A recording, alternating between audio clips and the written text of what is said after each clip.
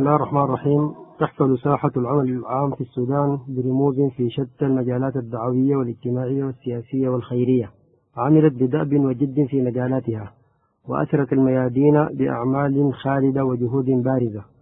روعت الأمة السودانية نهار الأربعاء 7 من رمضان 1428 الموافق له 19 من سبتمبر 2007 ميلادية بفقد علم من أعلام الدعوة الإسلامية في البلاد، فقد انتقل إلى جوار ربه الوالد الكريم والشيخ الجليل محمد هاشم الهدية رئيس جماعة أنصار السنة المحمدية في السودان، وقد هرع إلى تشييع جثمانه جمع غفير من إخوته وتلاميذه ومحبيه، يتقدمهم المشير عمر حسن أحمد البشير رئيس الجمهورية، والأستاذ علي عثمان محمد طه نائب رئيس الجمهورية، والأستاذ الدكتور أحمد علي الإمام مستشار رئيس الجمهورية، والشيخ أبو زيد محمد حمزة، والدكتور حسن الترابي، والإمام الصادق المهدي، والإمام أحمد المهدي، والدكتور غازي صلاح الدين مستشار رئيس الجمهورية، والدكتور عوض أحمد الجاز وزير الطاقة، والفريق بكري حسن صالح وزير رئاسة الجمهورية وغيرهم.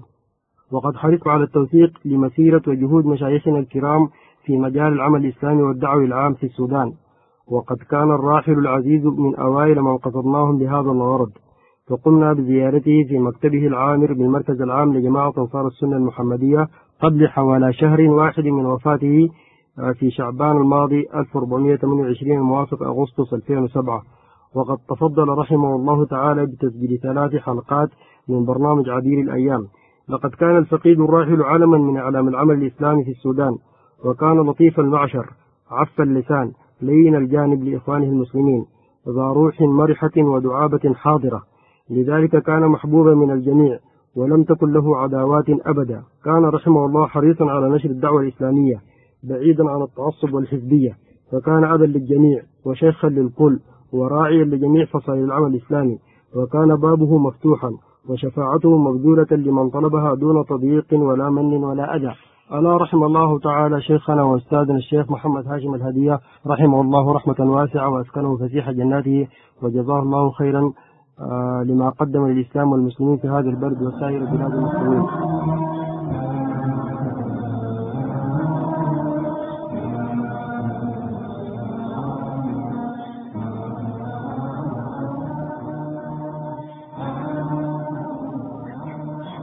الإخوة والأخوات، السلام عليكم ورحمة الله وبركاته. يسرنا في هذا اليوم المبارك أن نلتقي بواحد من أعلام الدعوة السلفية في السودان. نلتقي اليوم بالشيخ محمد هاشم الهدية الرئيس العام لجماعة أنصار السنة المحمدية في السودان.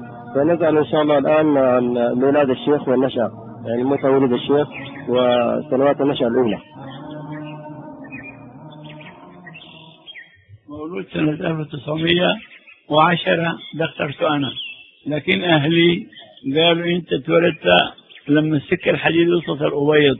السكة الحديد وصلت سنة 1912، لكن أنا رأيت الكلام ده غير صحيح، لأن سنة 14 كانت في مجاعة وأنا صغير، ما الأكل الرز والدال ما أعيش كسرة، والكسرة في السوق حبوت السوق نرجع السوق أكل كسرة. لو كان عمري 2 ما بتذكر الكلام ده، ولذلك عملت عمري 1910 اخترت أنا عمري كده 1910. أين ولدت؟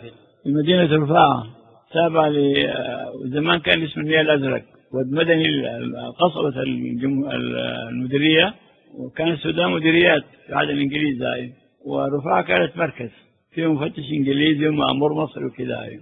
فدرست في رفاعة وأنا صغير، قريت في الخلوة لغاية ال3 أجزاء الأخيرة، وتسمع وعمه وتبارك، وحفظتهم ودخلت المدرسة كبير شوية، وقرينا في الأولية، وبعدين امتحنا لزمان بيسموه الانترميديت الوسطى.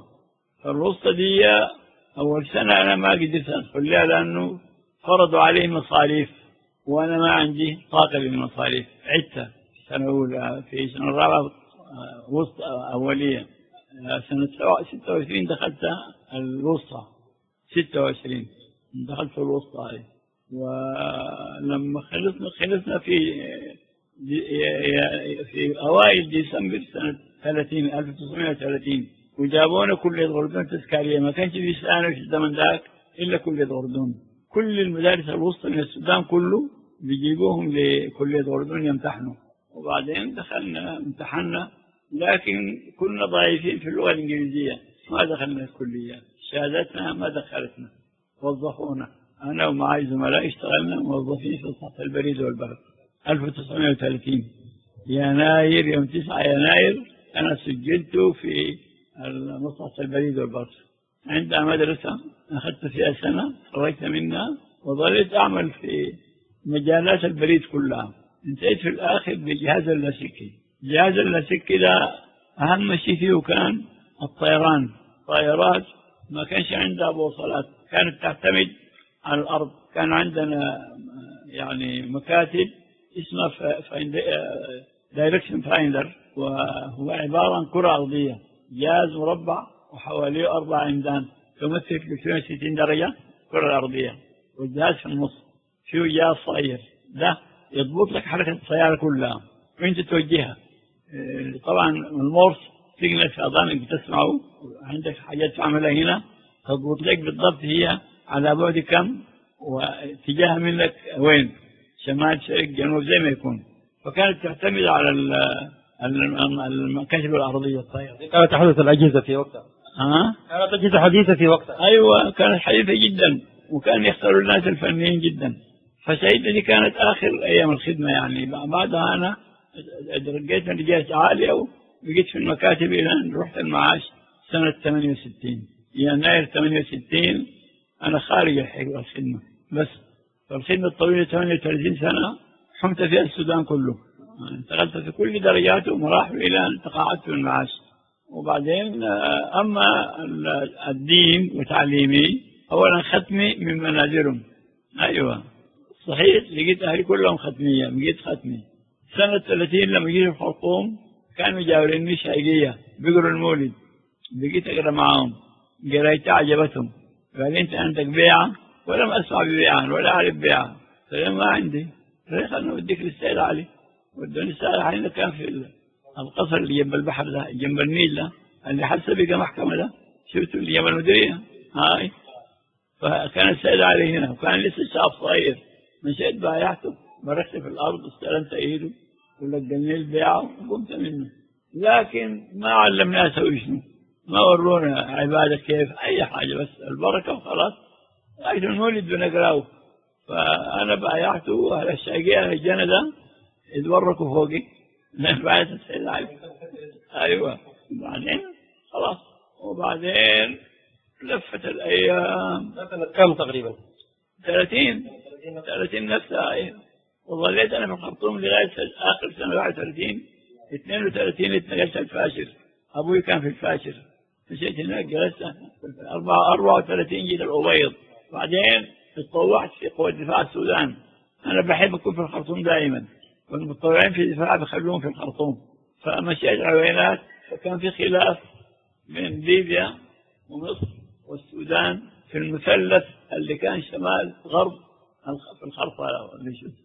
خلي السودان كان في حكاية اللسان طالع كده. أيوة.